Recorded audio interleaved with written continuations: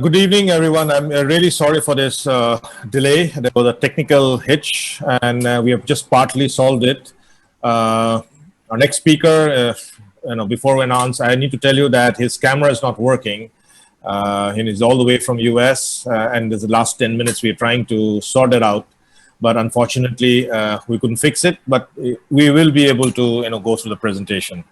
So let me, without delaying much, give you a quick background about Dr. Box, as is commonly called in industry.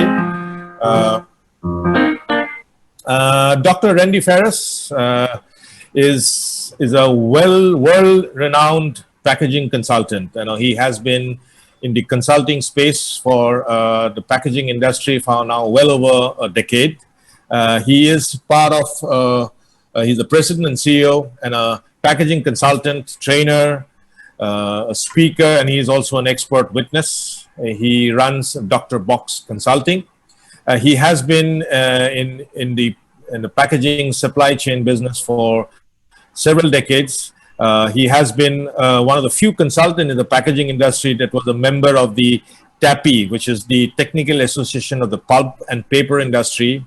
He runs his own paperboard packaging group, which is one of the most active LinkedIn group with over 30,000 members worldwide. And he has been working in the packaging industry and consulting packaging companies globally. So without much of a delay, I would like to call on Randy to take over. And he will not be seen, unfortunately, but you can listen to him while we share the slides. Randy, over to you. Okay. Thank you for having me this morning. We're having a couple technical difficulties, but we're going to work through those. So if we could start the presentation slides, then I'll start talking. Start on slide 3.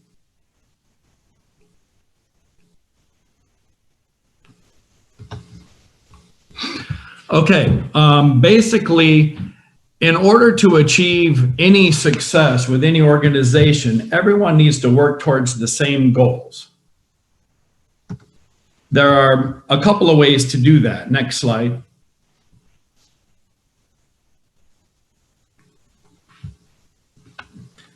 The next slide. You can either build it through a greenfield process where you're actually building all of the processes from the ground up in a brand new organization or a brand new plant, or Actually, can you change the slide? yeah, we need the next slide. Or you can change the culture of the existing operation. And in most cases, we end up having to change the culture. And changing the culture is a much more challenging endeavor than just starting it as a greenfield operation.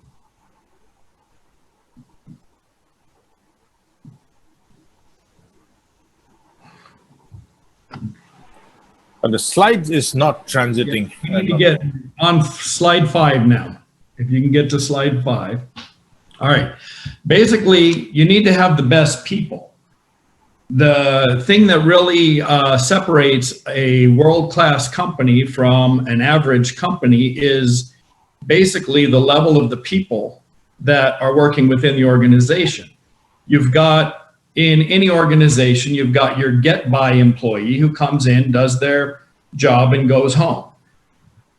Those are not conducive to excelling, but you need some of those in any company, because you can't have everybody with opportunity to be promoted because there are less successive positions. But you do need somebody that comes in and is at least a good employee, and they will work hard and they'll do whatever it takes to get the job done with enthusiasm. The difference between a good employee and a great employee is the great employee can actually see solutions that others don't see, and they continually create new ways to improve the company, which basically allows them to pay for themselves over and over and over by having them in the company. Those type of employees require a challenging environment, and they require recognition and the ability to grow within the organization. Next slide. Now, breakthrough performance can happen one of two ways. What happens in some cases is you have a new technology, or you have some new ideas that have never been utilized before that create the breakthrough. But the vast majority of the time, that isn't the case. Basically, in most cases, what causes the breakthrough performance is all departments working continuously improving at the same time. Next slide. Basically, everyone must be heading in the same direction. Once you get everybody starting to head in that direction, and you've got a buy-in from a portion of the employees, you start to see some progress towards the goals of the organization. As more and more people are accountable for the progress and for the improvement, you eventually get where everybody is working towards the same goals, and everybody is achieving incremental improvement, and as a whole, that creates a breakthrough improvement for the entire organization. Next slide. Now, with people, you do need to set challenging goals, but if you set a goal that's too far and you're not able to instruct and help the employees be able to achieve the goal, they're not going to be able to achieve it. Now, some of you may have seen at some of the different marine parks in the world where you have a killer whale that jumps over a bar outside of the water. Well, the way they teach the killer whale to do that is if they set the bar outside of the water, the whale is not going to be able to jump over it. So what they do is they put it at the bottom of the pool. And when the whale swims across it, they reward him. And when he doesn't, then they don't. And they reward him by feeding him. Then after a period of time, they continue to incrementally raise the bar, and eventually it gets to the top of the surface of the water.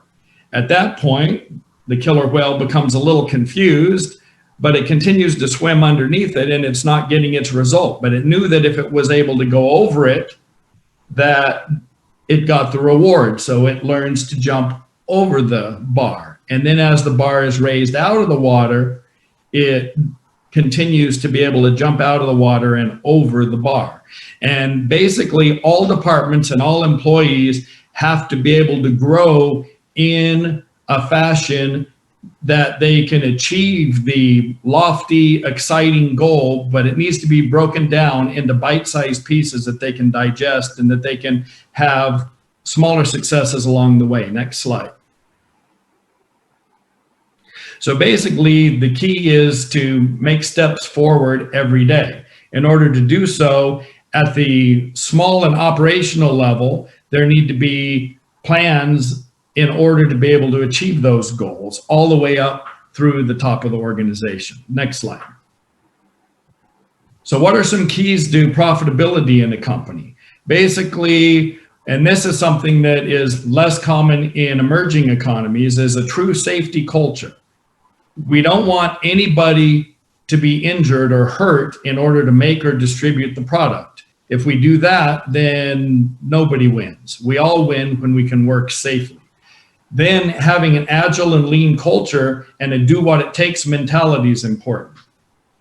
You need to be able to meet, or in some cases exceed, customer quality expectations.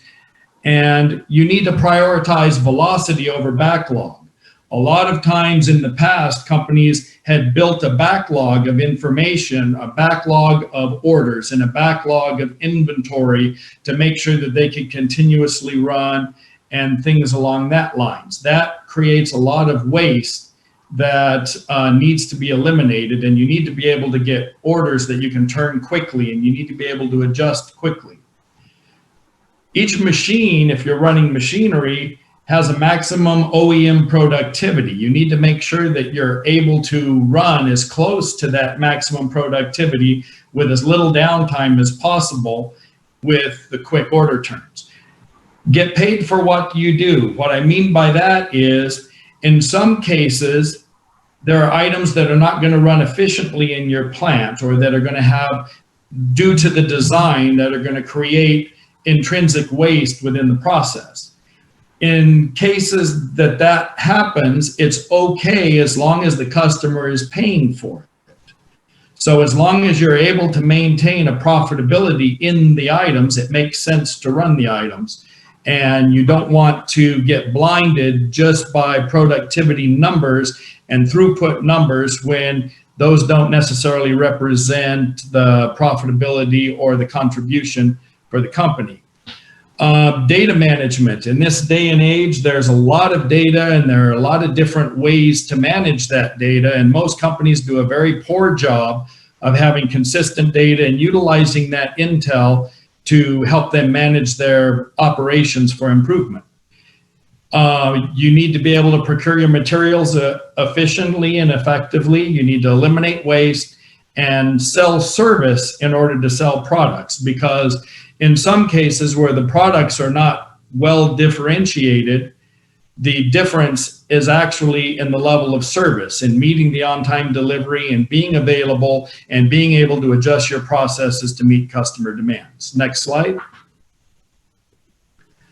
So leading improvement, you've got to set your exciting goals, and there needs to be an urgency from the top down in order to achieve those goals. You need to determine what skills you need within the organization. If there are any other associations or organizations or other companies within, whether it's a supply chain or operationally or industry-wide, that can help you achieve your goals. There must be accountability from the top down in the organization, or you cannot achieve your goals.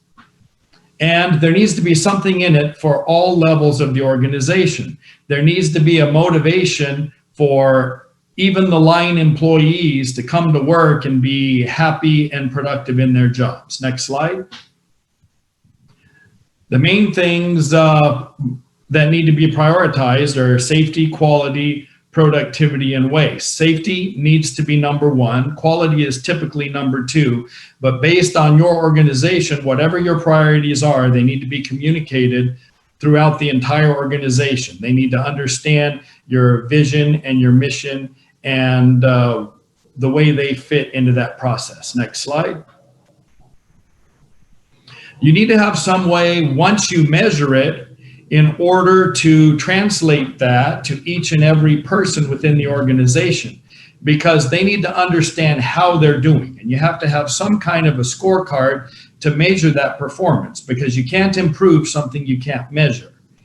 And there needs to be some type of financial measure. It needs to include process improvement, learning and growth for each individual person, and has to be focused on your customer, because the highest need is to satisfy that customer. That's going to help create the success. Next slide. When you're creating your measurements and you're communicating those to the people, you need to make sure that they are completely in line with the company's mission, values, vision, their corporate strategy, and then the map on how the organization is actually going to achieve that strategy. At that point, you build your scorecards for each department and each individual person in the department that helps them be able to make the steps needed in order to achieve the ultimate corporate strategy according to the strategy map. And it needs to be cascaded through the entire organization and part of the strategic management system. Next slide. When you're managing and measuring performance, you need to set the direction and the goals. You need to provide development opportunities for your people. You need to offer regular feedback, note the accomplishments, and deliver annual performance reviews. I've been in companies where employees have worked for the company for 30 years and they've never been reviewed, and they don't know. They think they're doing a good job, but they don't know. And I can give you a little example. If you ask most people what they want in a boss, they'll say, well, I just want a boss that just leaves me alone and lets me do my job, gives me the tools. That is not what people want. That is what people will tell you they want, but it is not what people want. People in that environment are not going to be happy in their job. In order for a person to be happy in their job, they need to know the difference between good performance and bad performance. They need you as a boss to be able to recognize when they're doing a good job and when they're not doing a good job, and point it out when there are areas for them to improve in a positive and constructive manner, and recognize and notice when they are doing a good job so they can feel good and feel positive and emotionally attached within their job. And every employee needs to have that in order to feel fulfilled within their job. Next slide. One way that a lot of companies are using now to take these metrics and vital factors that they have determined are needed, and the performance gap analysis that they've done of the current state of the company and where they need to be, and that as it cascades down through the department, a lot of times they'll create a SMART objectives scorecard basically for each employee and what the expectations are. And each employee will have specific goals that are able to measure real world problems that the company is having, and will help them achieve that. If they hit those goals, it will help the organization close the gap between the current performance and the desired performance at the end of the strategic map. It needs to be measurable, because again, if you can't measure something, you can't improve it. And if you do accidentally improve it, you don't know you've improved it because you're not measuring it. It has to be measurable. People have to be able to see their performance and understand how they're doing and what needs to be done. It has to be an achievable goal. Back to the killer whale example, if you put the bar too high to where they don't believe that they can achieve it, or they don't understand how to achieve it, then they're not going to achieve it. It needs to be relevant. It needs to be something that they can actually do within their span of control that will help the organization achieve its goals. And every goal has to have a time constraint and a deadline to when it has to be done. Next slide.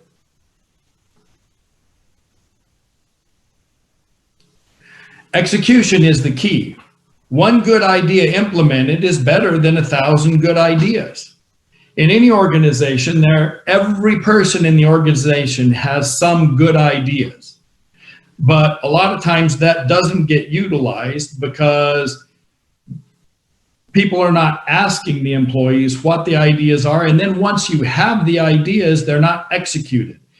If there are good ideas, you need to not only find them, but you need to make sure that you get them implemented, and they need to be part of the objectives that get set. Next slide.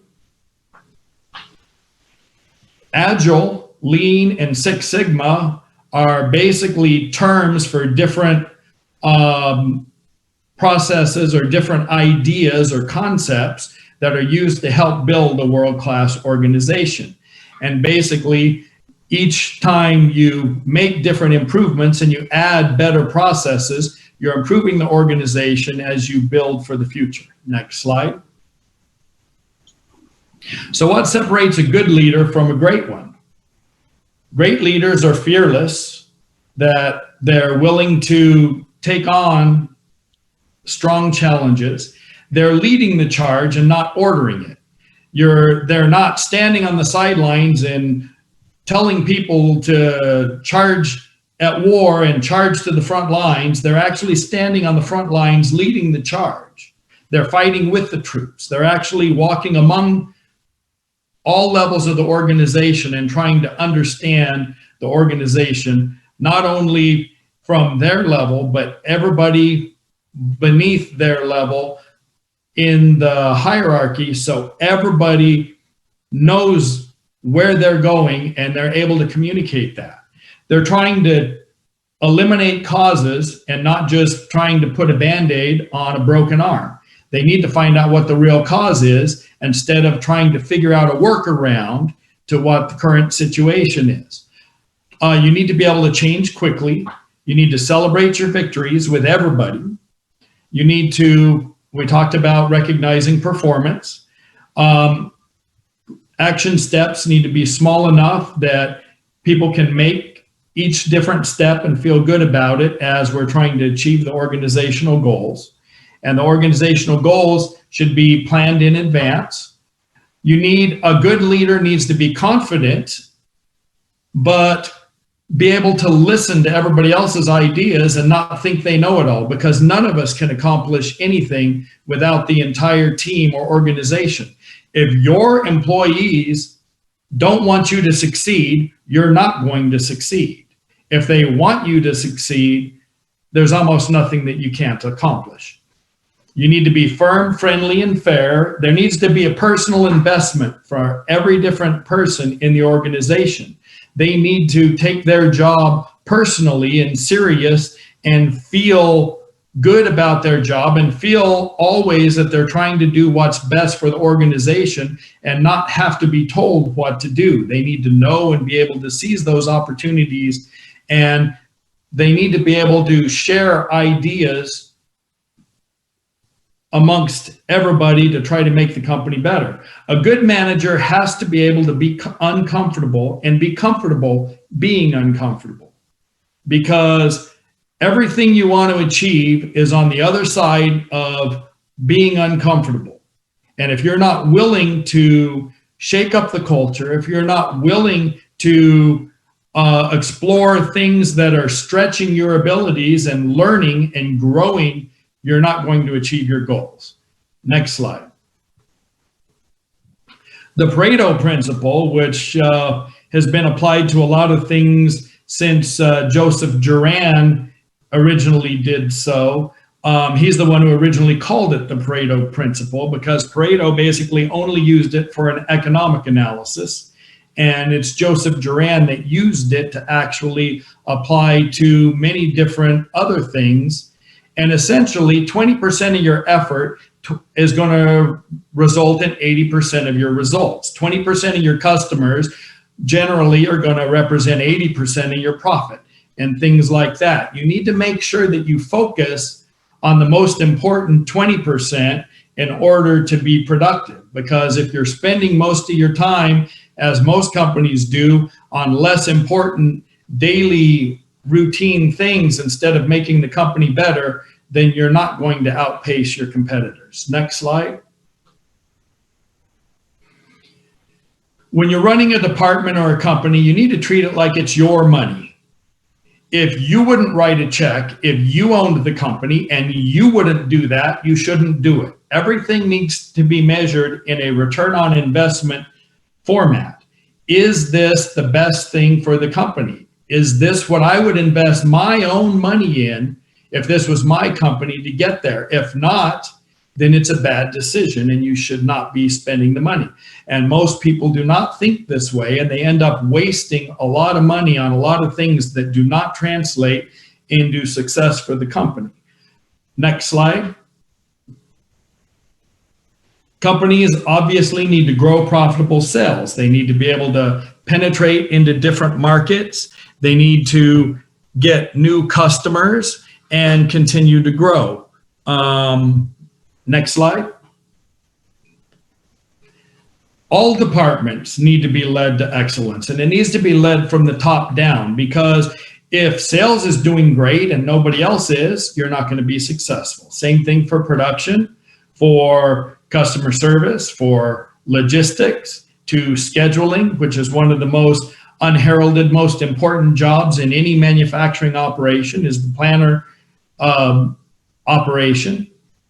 Everybody needs to be working in unison and growing together so your entire organization is improving. That's how you get breakthrough performance. Next slide. So what is Agile manufacturing? It originated, Agile, in the world of software development. The Agile Manifesto outlined values and principles to create and develop software. It was very important to really understand your customers' needs and to be able to change quickly on the fly in order to be able to meet those needs, because what is needed this year or this month may be different than what's needed next month or next year. So you need to be able to adapt quickly and create new releases and new things to continually move forward, instead of waiting until everything is developed and then roll it all as a complete new model. You just continually keep improving as you go forward in your products. And you have to not only understand your customers, you need to understand what your competitors are doing, the direction that they're headed, and you really need to understand your market. Next slide. Agile is used extensively in procurement and in the supply chain. And you need to make sure that you're using a proven and structured process, that you're finding more competitors in all of the different supply chain areas. You need to know what your costs are. You need to be doing should cost modeling. You need to know what it costs your manufacturers and your suppliers to make their products, to know if you're paying a competitive price. You need to understand the markets and the indexes. You need to understand all of your available negotiation levers within the company and externally in order to be able to negotiate to make sure that you're paying the right price for all of your materials. You need to have exceptionally written contracts that protect your organization and give you flexibility for all key materials. You need to make sure that you're providing high levels of service and flexibility throughout the entire organization, from the top to the bottom. And you need to make sure that you're managing your supply chain in a disciplined and data-driven format. Next slide. Agile manufacturing also uses the SCORE, which is basically 5 processes, and SCORE is basically used for Agile supply chain. And basically, you're planning, you're sourcing, you're making, you're delivering, and then you're handling any returns and then making adjustments to all of the information that you've been able to gather and re-releasing something new and better on a frequent basis. Next slide. Basically, the 12 Agile principles that underlie the idea behind Agile in software development and in manufacturing is early and continuous delivery. You're always making changes to the product and releasing new versions and new models. You're embracing change, and everyone in the organization has the ability to suggest change and to help implement change. You've got frequent delivery of different models and different products to your customers. You've got the business and sales end and the developers and everybody working together. So you're making sure that you're meeting your customers' ever-changing needs and that you're meeting the market demands and anticipating what those are before they happen. You need to make sure you have a motivated workforce and people are talking amongst each other, and you have departments talking to each other and working together face to face, and not have a siloed organization where each department acts independently. You need to have actual working software or products. The difference in Agile compared to a lot of other different things is, instead of waiting and trying to perfect everything through the design stage, you come up with a new idea, you create the product in a prototype, and you test it out, and then you decide whether to move forward or make changes. But you're constantly making new prototypes and new versions and testing that, and then figuring out your direction from there in order to release to the market. You need to have technical excellence. You need to not overcomplicate things. It needs to be simple. If you have 6 things that are really important to your market, you don't want to be focusing on 50. You want to concentrate on those 6. You need to have teams that are self-directed, that can make decisions and move forward on their own, and implement change if you want it to be done in a rapid and agile manner. You need to have regular reflection on what you've done, why you've done it, where the market's going, and make adjustments all the time. And all of these things are important. Next slide. Now, the 4 fundamental values of Agile are rapid iteration, which is basically delivering smaller pieces of value and releasing it to the market more frequently.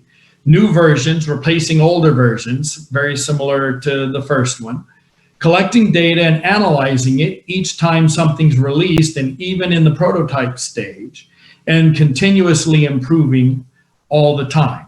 You need to make sure that you're in tune with what your customers need and what they may need in the future, so you're making sure that you're ahead of that curve and delivering and exceeding what the customers want.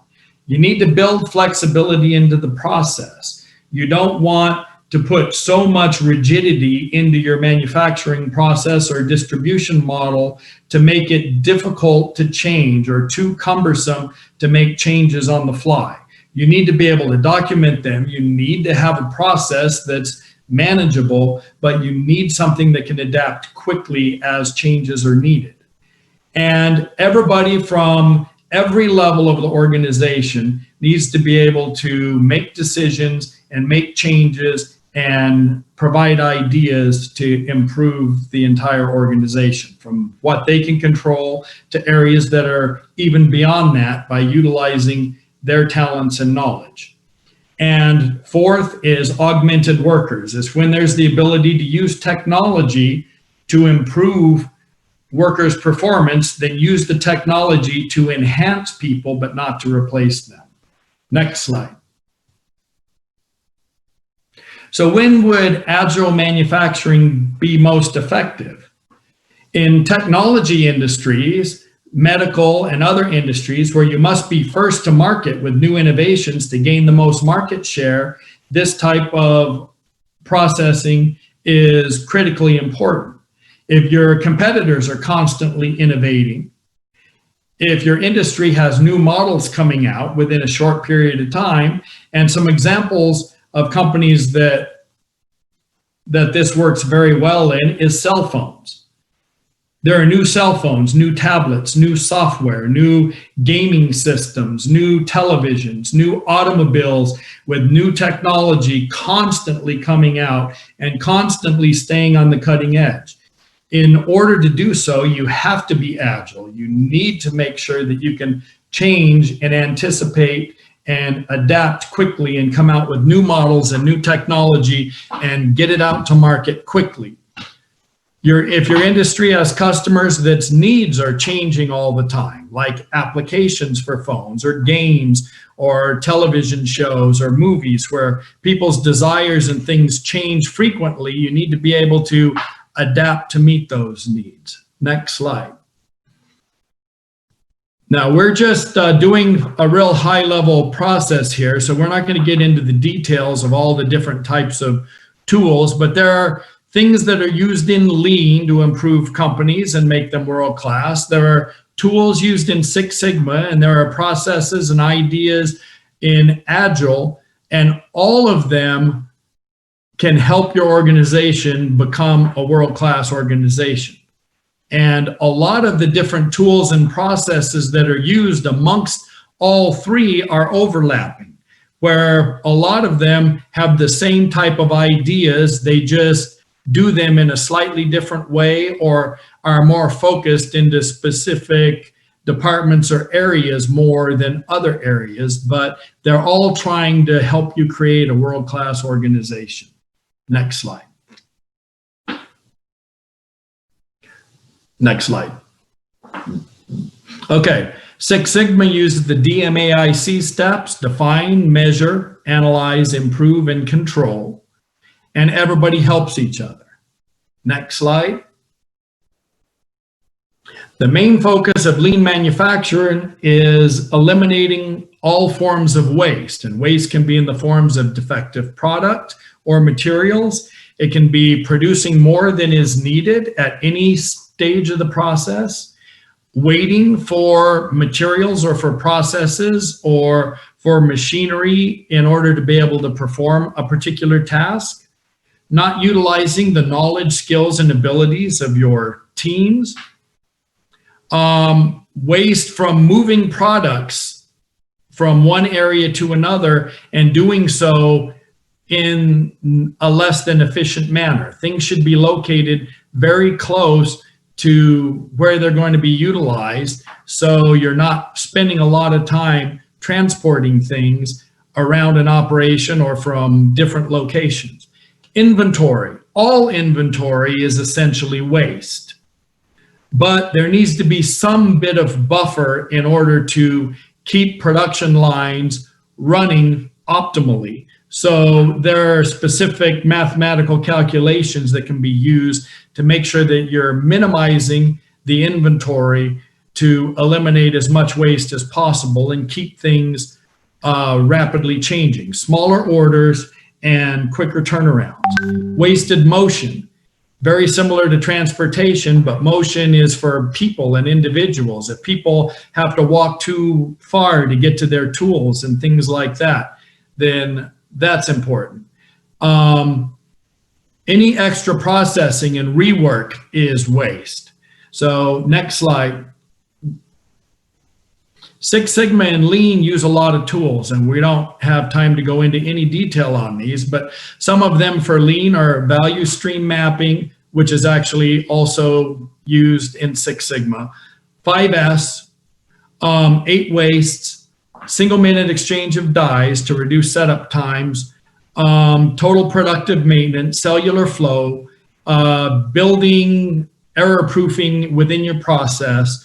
Six Sigma is, in most cases, a statistical analysis method to try to get to root causes, analyze variances, make sure that things are repeatable and consistent, that processes are consistent, that we're utilizing people's abilities, and basically using a lot of different statistical tools in order to determine and create solutions for problems. Next slide. The main objectives of Lean are the highest satisfaction of customer needs through eliminating waste in all areas of the process while respecting human dignity. Next slide.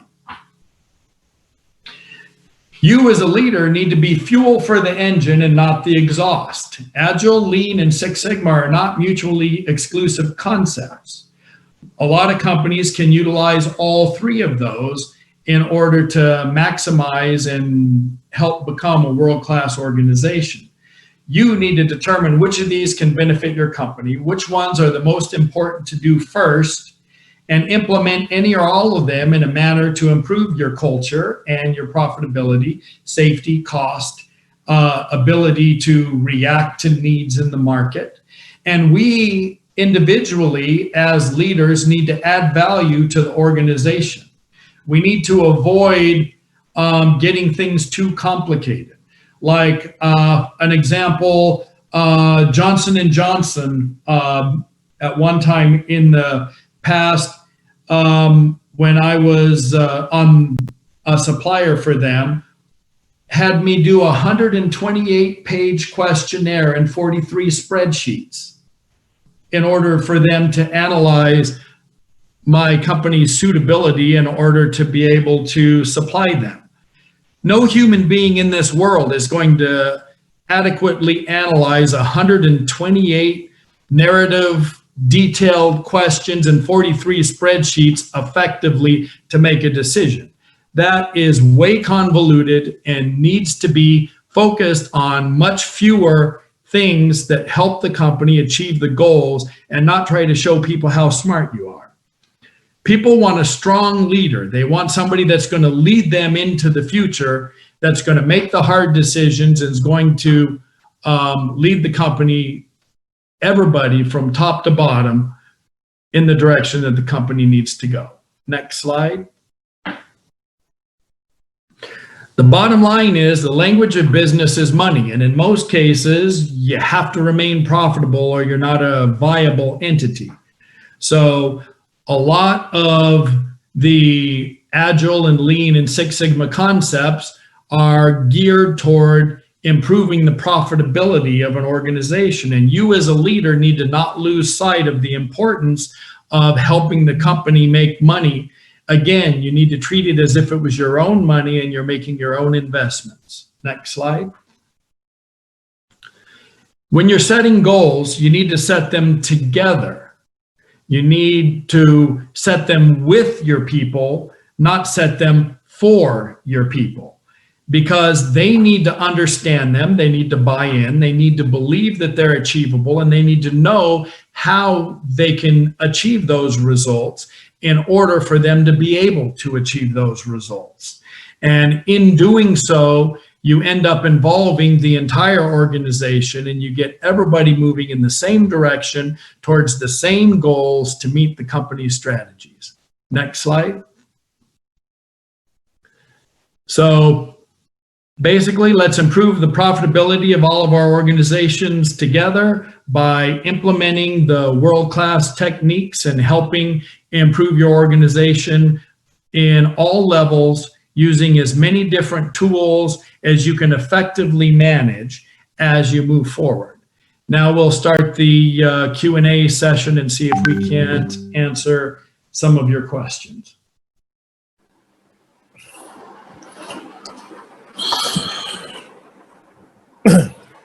Okay, I've got a couple of questions. One thing which I would like to ask, based on my limited experience as a green belt in Six Sigma, one of the challenges that what we keep facing is when you try to do a process improvement exercise, especially with small companies, is that their lack of data. Most of the SOPs are not documented, and they essentially do based on individual skills and experiences. And I'm talking specifically for a print and packaging industry, more to a print industry rather than a packaging industry. What's your practical experience in trying to move an organization which is not having really documented process to a world-class facility? Do you have a practical experience to that? And if yes, what were the broad steps that you did? Obviously, it's not an overnight journey where you could actually take it from stage 0 to stage 10, in the entire transformation process. Correct. What one thing that I've heard that kind of referred to as is tribal knowledge. Basically, this guy's in the position where he's at because of his 30 years of experience, 15 years of experience running the department. He knows how, and the minute he's not there, the company suffers because the next guy who's filling in doesn't have that knowledge and skills and everything else. So the very first thing that you need to do is you need to be able to sit down with the different departments, and you need to document what they are doing and document how these processes are being done now. Now, in most cases, if you're doing it and have been doing it a certain way for 30 years, chances are you're doing it wrong, because this world is ever evolving and there's always a better way to do something. So if you're doing it the same way that you did 5 years ago, there's probably a better way. But before you can get to the better way, you need to know what you're doing now. You need to set a benchmark. So the first thing is you need to figure out what people are doing, and you need to document it so you can figure out how you can make improvements to the process. And the first thing is to basically create your best known methods. If, let's say, you're looking at the planning function, you don't just take one planner. Take all your planners. If you have 5 different plants, take people at different levels within that part of the organization at a bunch of different locations and have everybody sit in the same room. And how are you doing it? How are you doing it different? Is there some way that Bill's doing it different than George that helps make this better? And as a team, figure out with what you're doing now, what the right way to do it now, so at least you're doing it consistently. You're mentioning data. Data is no good if it's bad. If you have 10 different customer service reps all calling a 10 by 10 by 10 box something different, then your data isn't any good. You need to have a standardization within your process on how people across the country, across multiple countries, different locations, where everyone's putting the data in a manner that you can actually do some type of amalgamation of the data and make some intelligent decisions based on that information.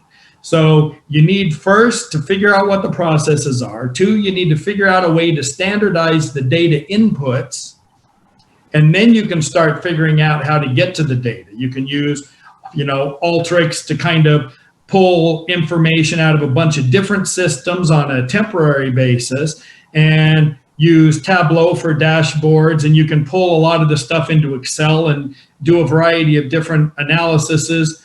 The ultimate goal is to have that kind of stuff built into your enterprise system. But in a small company, you may not have the ability to do that at the moment. So you need to try to make the best of the data and the information you do have. And by pulling the data, looking at it, figuring out the deficiencies in the data, you can standardize some of the processes going forward to try to help make adjustments. And again, you have to make a few steps at a time. It's a long, multi-year process in a lot of cases to get from a tribal knowledge culture to a world-class culture.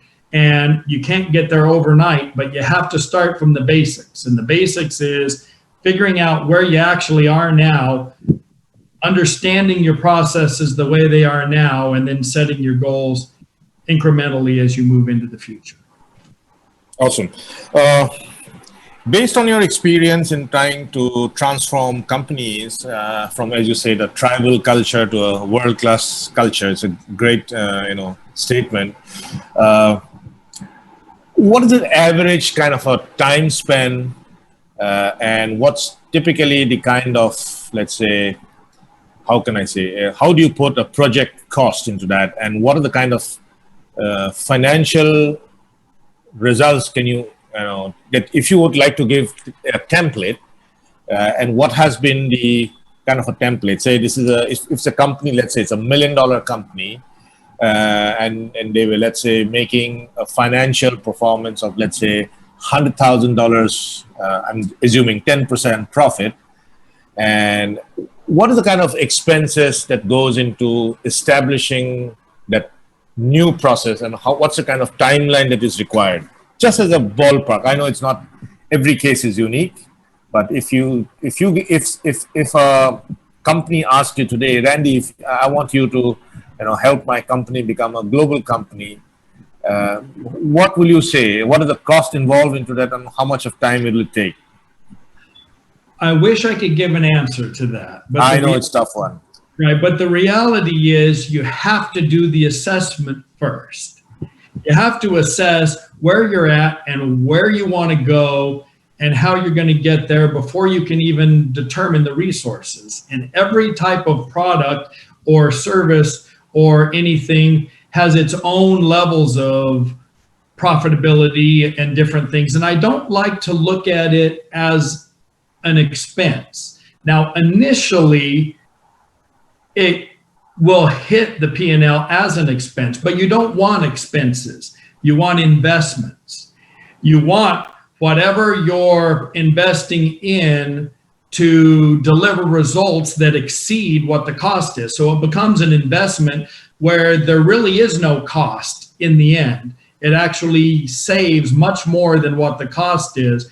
There's kind of a joke that I heard one time that kind of summarizes it on a training side.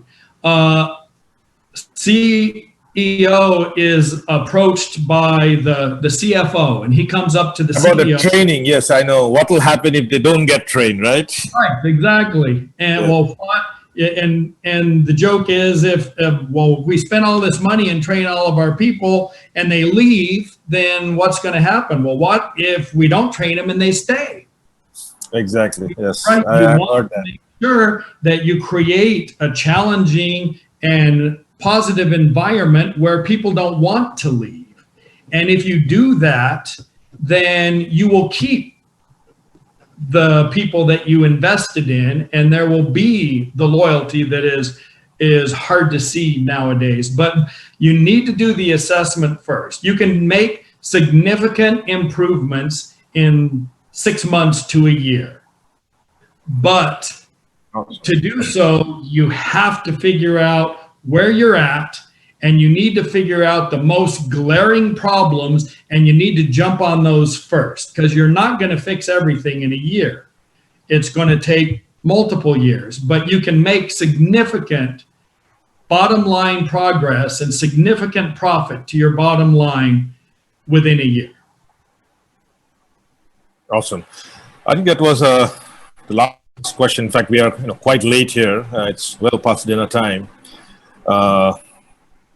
Let's see if there are any more questions. There is one here. How can one know to set bar for employees as one is different from another? Please help us. How can companies can decide that individual bar, like shown in the whale example?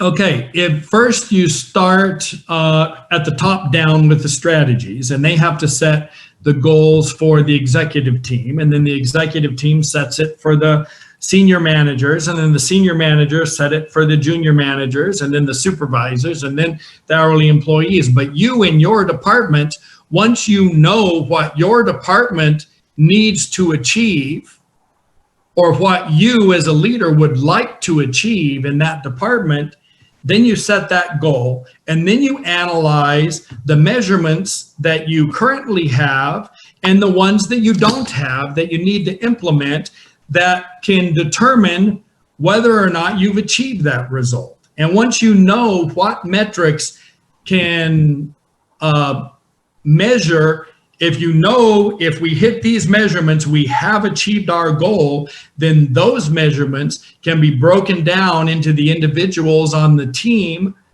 in that particular department, and then they can take the goals that are given to them and break them down further to the next level below them to make sure that everybody knows what they need to achieve within their span of control that will help the organization meet its ultimate goals for the year, for the 5 year, depending on what the planning and strategic process dictates. Excellent. It was wonderful, Randy. I I shouldn't say apology. I think there was a bit of a bad luck in terms of that we spend time in trying to set the system, but it was wonderful. I think, as the saying goes, all is well that ends well. Thank you really for this, and I hope that the audience, whatever was left, was able to get a lot of things. I took up a couple of points, which I will try and put some Q into our own company. And thank you once again. And I look forward to interact with you after the event is over, to get some further inputs and how we can collaborate together for this side of the world. Thank you once again, and have a great day ahead. Thank you very much. It was exciting to be able to be a part of a great event like PackImpressions, and I hope that it provided significant value to the people that that stuck around and watched the presentation. Thank you. Thank you. Have a great day ahead.